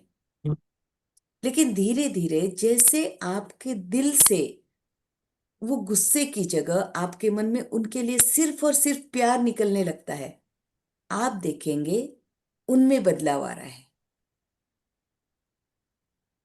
क्योंकि कहीं ना कहीं हमारे अंदर जो होता है वही हमें बाहर मिलने लगता है। जो यस, अंदर है क्योंकि वही बाहर है। मैं एक्सेप्ट ही नहीं कर पा रही हूँ ना, मैं हर चीज कर ले रही हूँ बाहर में, हर किसी के साथ मतलब चेंजेस आ रहे हैं, बट घर में सिर्फ एक पर्सन नहीं चेंज हो पा रही है। तो उन मैं व्यक्ति के वहां लिए पे आपके एक्सेप्ट नहीं दिमाग कर में पा कौन से विचार है? रही। आपके दिमाग में यही विचार है ना, मैं कितना भी करूं तब भी ये तो मुझे बार बार ऐसा ही टोकते रहते हैं, ऐसा ही बोलते रहते हैं, इनको मेरे लिए कुछ पड़ी यस। ही नहीं है। राइट। अभी एनर्जी राइट। लेवल से बात करते हैं। आप कौन सी टाइप की एनर्जी उनकी तरफ भेज रहे हैं? नेगेटिव? नेगेटिव ही भेजो। क्योंकि वो अनुभव है आपके, इसलिए हम्म, वो विचार आपके दिमाग में आ रहे उन व्यक्ति के लिए। तो अब सोचिए, एनर्जी है, एनर्जी कभी एक जगह रुक के नहीं रहती। ये एनर्जी फ्लो हो रही है उस डायरेक्शन में जिसके लिए ये विचार आ रहे हैं। तो ये विचार उस व्यक्ति तक पहुंचने पर सामने से आपको क्या मिलेगा? Like attracts negative. लाइक। आपके अंदर से नेगेटिव विचार जा रहे हैं, सामने से आपको नेगेटिव ही मिलने वाला है। इसी विचारों को बदल दीजिए ना, पॉजिटिव प्यार भेजना स्टार्ट यस। कीजिए। प्यार वहां पे जाएगा तो क्या होगा? इस प्यार की एनर्जी के कारण उनको आपकी तरफ से वो सिर्फ प्यार की एनर्जी मिल रही है, ऑटोमेटिक उनमें बदलाव दिखने लगेगा। या तो वो बदल जाएंगे या तो आपके जीवन में से दूर हो जाएंगे। ये दो चीजें ही होती है। Just try it out. Yes. Yes, प्यार मैंने भी ट्राई इतनी किया। शक्तिशाली एनर्जी है ना कि हम सब कुछ बदल सकते हैं। यस। Thank try you. करके देखिए आप, दिल से यस। करते जाइए with emotions. Hmm. Yes, I will do, करूंगी। Okay. Thank you Ranjita ji.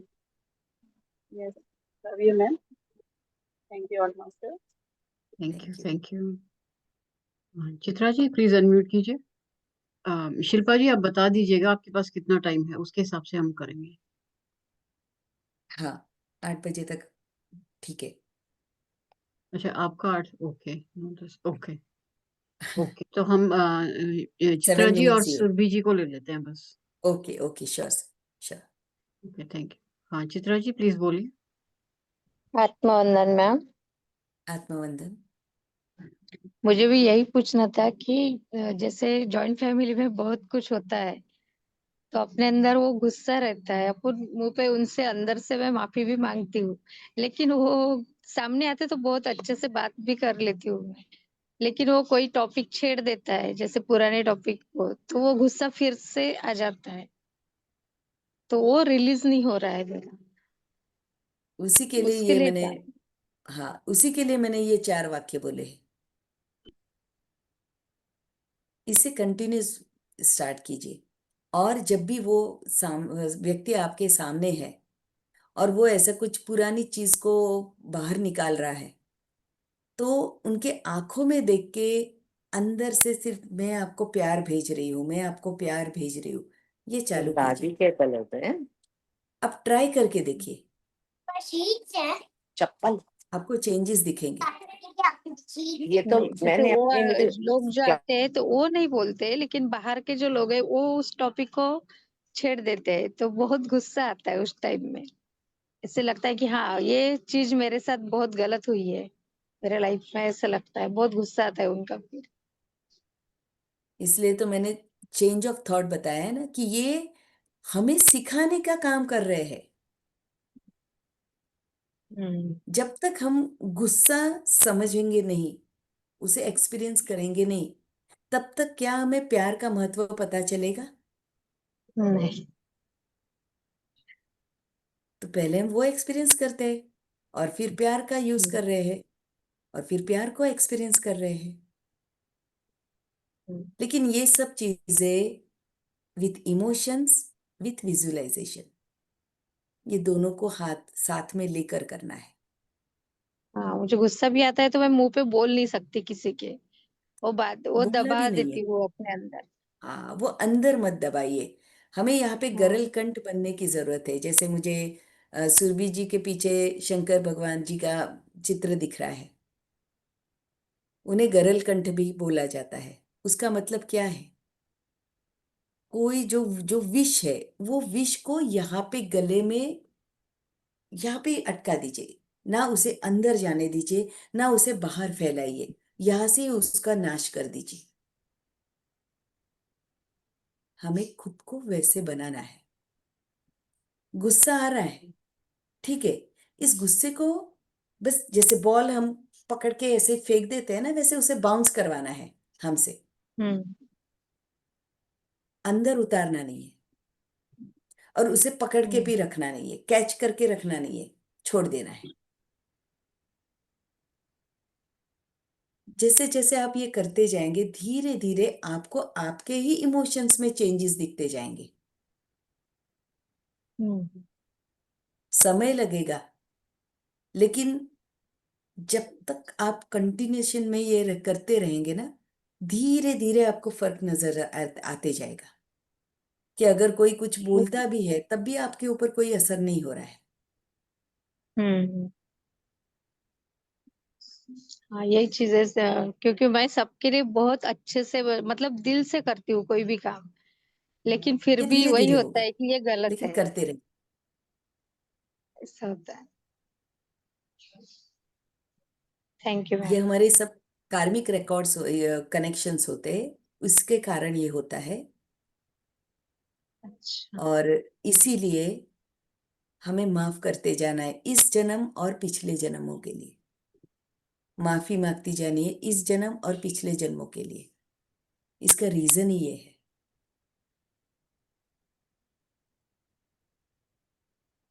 Okay. एक शिल्पा थैंक मैम, यू मुझे थैंक एक यू। क्वेश्चन एक पूछना है, प्लीज प्लीज। तो कौन? अभी मेरा क्वेश्चन ये है कि जैसे अभी बाहर से तो कुछ ऐसा ये नहीं, हर्डल्स नहीं है, लेकिन घर से मेरा बेटा मतलब कुछ भी ध्यान के लिए कुछ करती हूँ ना, सेवा या कुछ है, तो बहुत मुझे कहता है कि इसके पीछे लगे रहती है। जैसे अभी मुझे वसई में मैम का सेशन है तो अटेंड करे, तो वो मुझे जाने ही नहीं देगा। मतलब उसके लिए कुछ कार्मिक मेरा रहता होगा, क्या क्या करूँ मैं? वही मुझे बहुत मतलब तो रोक टोक लगाता है। वो 24 घंटे तो आपके साथ नहीं रहता है ना? नहीं।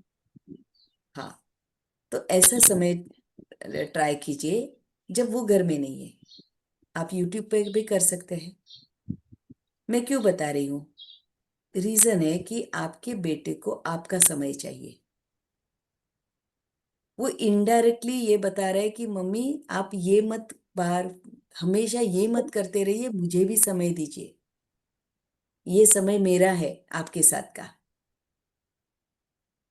ये इनडायरेक्टली नहीं। उसका कहना है। तो हाँ, वो हमें, समय का भी नहीं है।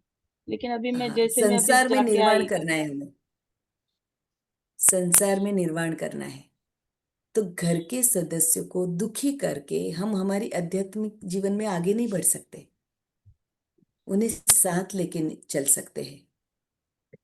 तो ऐसे समय आप ध्यान करते जाइए जब आपका बेटा घर में नहीं है, और एनर्जी वर्क हाँ, अभी कीजिए। तो मैं ऐसे करती हूँ, अभी वैसे करती हूँ, लेकिन अभी एनर्जी, जैसे मैं वसई जाके आई, उसको बाद में हम्म, पता चलेगा तो फिर वो घर पे बहुत ये करता है कुछ वो।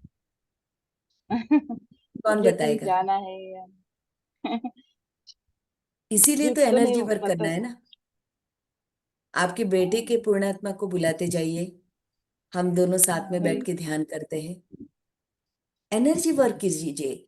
जो चीजें शब्दों से बोल के नहीं हो रही है, वो आप मन की एनर्जी से काम करवाइए, जरूर होगा।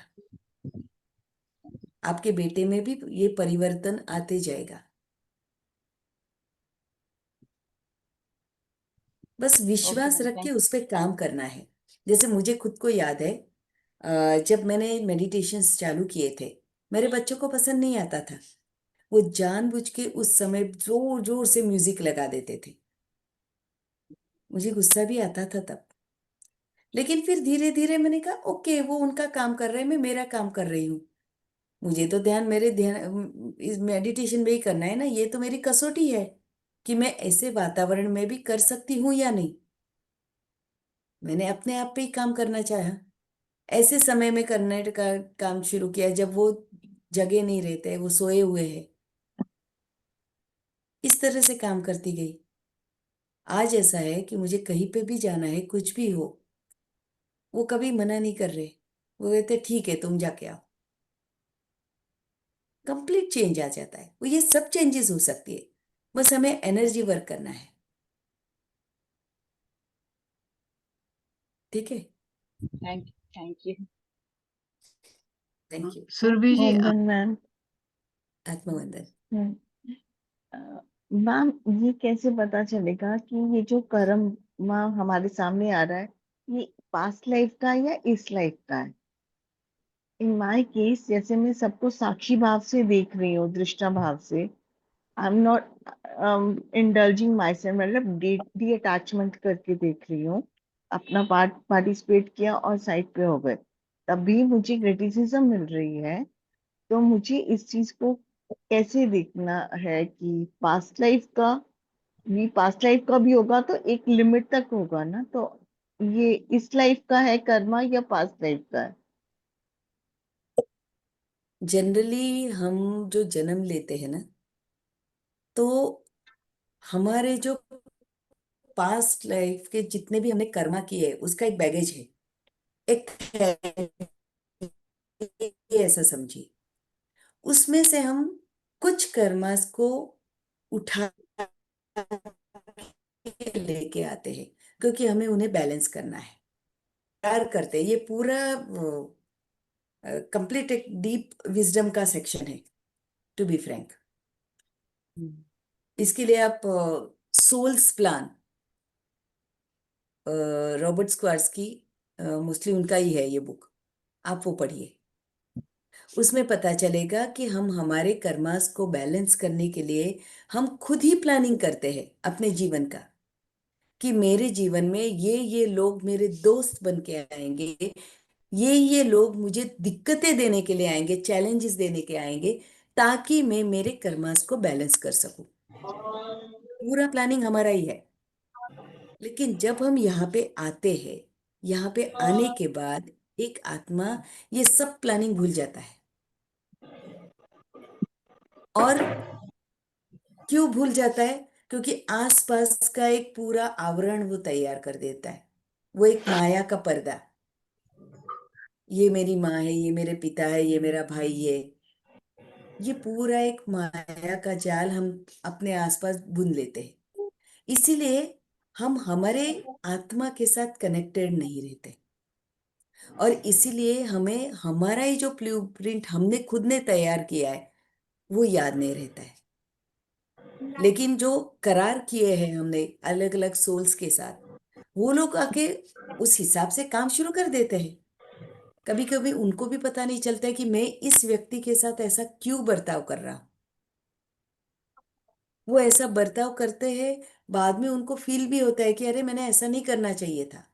लेकिन ये क्यों कर रहे हैं? क्योंकि उन्होंने एक करार किया है आपके साथ, एक एग्रीमेंट किया है कि ये बैलेंस करने के लिए मैं तुम्हारी मदद मदद करूंगा। इसीलिए वो आपके साथ इस तरह से बर्ताव करते हैं। तो इसे बैलेंसिंग करने के लिए फिर हमें ये एनर्जी वर्क करना पड़ता है। तभी ये ये जन्म का हो या पिछले जन्म का, वो पूरा हम क्लियर कर सकते हैं। और इसीलिए एंडिंग में यही बोलना है कि मैं आपके साथ जो भी कर्मा के करार मैंने आपके साथ किए हैं वो सबको मैं रद्द कर रही हूं। ये आप करते जाइए, तभी आपको वो प्रैक्टिकली अनुभव होते जाएंगे। बाकी तब तक तो मैं बोल रही हूं, मैंने कुछ आपको बताया है, वो सिर्फ एक शब्द रहेगा, लेकिन प्रैक्टिकली करके देखिए, अब मैं यहाँ तब पे आप ये, अनुभव कर पाएंगे। हाँ जी, मैं ये कहना चाहती हूँ कि हमारा ये सोल्स गिफ्ट जो रॉबर्ट शॉर्ट्स की बुक है, उसके हमारे सेशंस हुए थे, तो उनका मैंने लिंक इसमें दे दिया है चैट में। तो आप प्लीज वो लिंक ले लीजिए, उसमें है हमारे सारे सेशंस, ये सोल्स गिफ्ट जो रॉबर्ट शॉर्ट्स की जो बुक है उसका। ओके। ठीक है, प्लीज ग्रुप में भेज देना वो लिंक, व्हाट्सएप ग्रुप में। ओके, मैं व्हाट्सएप ग्रुप में भेज दूंगी। Thank you. या उसमें और 40। मैम आपने अभी क्या बोला कि अफर्मेशन डालना है कि मैं ये सोल के साथ जो कॉन्टेक्ट्स हैं मैं उसे रद्द करती हूँ, आपने ऐसे ही बोला कि दूसरा कुछ बोला? जो एग्रीमेंट्स, सोल एग्रीमेंट्स जो हम्म मैंने इस सोल के साथ किए हैं वो सब हम्म। मैं रद्द कर रही हूँ। लेकिन उसके लेकिन पहले फिर वो हमें माफ करना है, माफी मांगनी है, अनकंडीशनल लव भेजना है, और वो जैसे वैसे उनका स्वीकार करना है। ओके, तो मीन्स वो उधर कंप्लीट हो जाएगा कर्मा यस, उनके साथ। ये मैंने थैंक 41 यू, डेज जो मंडला वाला ग्रुप है उसमें भेज दिया वो link. Thank you Leslie. Ma'am ये प्रतिभा जी को और ले लें एक, अगर आपके पास टाइम हो तो। ओके, बस अभी ये लास्ट मैम जी जस्ट 2 मिनट्स। आत्मवंदन मैम, आत्मा। हाँ जी अभी बोलिए। आप जैसे ही बोल रही हैं कि जो एग्रीमेंट है वो रद्द करना है, तो रद्द करने से जो प्रीवियस कर्मास हैं वो रह नहीं जाएंगे, वो कैंसिल कैसे होंगे? वो रद्द तभी होंगे जब हम वो कर्मास को बैलेंस करेंगे। हाँ, तो इसलिए मैंने बैलेंस तो कहा करना पड़ेगा पहले ना। ये 4 वाक्यों को बोलना है, दिल से उसको करना है, और उसके बाद एंडिंग में ये सब को मैं रद्द कर रही हूं।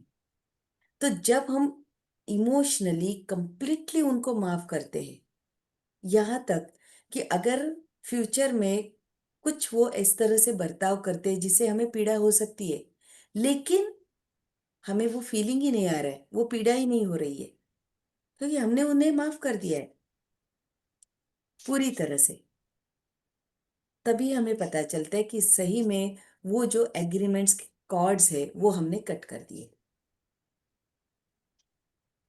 नहीं तो वो कॉर्ड्स कट नहीं होंगे, क्योंकि अभी तो मुझे लगता है कि चलो मैंने उनको माफ कर दिया है, प्यार भेज दिया है, सब कुछ कर दिया है, सब कुछ अच्छा है। अचानक 1 साल के बाद वही बंदा कुछ करता है आपके सामने और आपको गुस्सा आता है। इसका मतलब क्या हुआ? कहीं ना कहीं उसका बीज अभी भी आपके अंदर पड़ा हुआ है। हम्म, इसका मतलब वो कॉर्ड्स कट नहीं हुए हैं। तो दोबारा अपने आप पे ही काम करना है, हमें तुरंत पता चलेगा कि ये कॉर्ड्स हमने सही में कट किए हैं या नहीं कट किए हैं। मेरे साथ ऐसा होता है कि कुछ देर के लिए गुस्सा आता है, देन उसके बाद अंदर से अचानक खत्म हो जाता है, मतलब थोड़ी देर के लिए आता है फिर खत्म हो जाता है। उसका क्या मतलब है? लाइक फिर लगता है कि नो, जो देखिए, भी हम है सब फिजिकल ठीक बॉडी, है, लाइक हाँ, या हम फिजिकल बॉडी में हैं, इसलिए एक हम जो एक प्रोटेक्शन टाइप में रहते हैं कि मुझे कुछ किसी ने बोला, तुरंत एक रिएक्शन हमने दिया, वो रिएक्शन है गुस्सा, वो एनर्जी। तो वो एनर्जी को भी हम तभी कंट्रोल कर पाएंगे जब हम वो जो कुछ सिचुएशन है उसके लिए अवेयरनेस में आएंगे। जब हम अवेयरनेस में नहीं होते तब तुरंत वो इंस्टिंक्ट हमारा काम करता है कि इसने कुछ बोला, मुझे उसका गुस्सा आया, क्योंकि मैं उस एनर्जी को रिसीव कर रही हूं। आपको एनर्जी को चेंज करना है। किस तरह से? जैसे मैं खुद एक काम करती हूँ, जब भी मेरे घर का कोई पर्सन किसी कारण मेरे पे गुस्सा होता है, मैं वो एनर्जी कैसे चेंज करती हूँ पता है? मैं अपने आप के दिमाग में एक मस्त गाना गाना स्टार्ट कर देती हूँ। वो गाना मीन्स मेरा पूरा ध्यान उस गाने पे रहता है, वो सामने वाला बंदा जो बोल रहा है उस पे ध्यान ही नहीं होता। मीन्स मैं वो एनर्जी को रिसीव ही नहीं कर रही। तो अगर मैं उस एनर्जी को रिसीव ही नहीं करूंगी तो क्या मुझे गुस्सा आएगा? जी मैम, ये काम मैं कभी कभी कर पाती हूँ लेकिन कभी नहीं कर पाती। दोनों तरह के हाँ, क्योंकि मोमेंट्स आते हैं। हाँ, क्योंकि हम अवेयरनेस में नहीं रहते ना, इसलिए मैं कंटिन्यूस अवेयरनेस में रह रही हूँ। इसलिए ऐसा कुछ भी होता है ना, वो अभी अभी वो मेरा इंस्टिंक्ट हो गया है, इमीडिएटली थिंकिंग ही अलग हो जाता है। बस तो गाना सुनने का काम स्टार्ट कर देती हूँ, क्योंकि मुझे गाना सुनना गाना दोनों पसंद है। तो खुद को डाइवर्ट करो, और जी मैम। क्योंकि टीवी का चैनल बदलने का काम हमारे हाथ में है, रिमोट कंट्रोल हमारे हाथ में है। हमें कौन सी चैनल को पकड़ के रखना है ये हमें डिसाइड करना है। मुझे ये पसंद नहीं है, मैं चेंज कर रही हूँ, मैं मेरा ट्यूनिंग फाइन ट्यूनिंग चेंज कर रही हूँ, गाने पे लेके जा रही हूँ, फिनिश। हाँ, हम इसको करते ये जाइए। समझो, जैसे जैसे हमें जैसे लेजीनेस होता है, लोनलीनेस होता है, उस पे भी हम कर सकते हैं ना, उसको भी, वो सिचुएशन को भी चेंज कर सकते हैं ना yes yes yes, of course, ho'oponopono से। आराम से हम चेंज कर सकते हैं। क्योंकि हमने ही जैसे चूज किया होता ध्यान है में ना जाएंगे, कि जैसे जैसे जैसे हम ध्यान में जाएंगे, वो क्लैरिटी हमारे अंदर लेते आएंगे, हमें कभी भी ऐसी उदासीनता या लोनलीनेस फील ही नहीं होगा, क्योंकि हम कभी अकेले होते ही नहीं है, हम अपने आप पे उसके काम कर सकते हैं। पहले तो हमें वो फॉरगिवनेस करना पड़ेगा ना। यस, पहले वो शुरुआती वहां से है।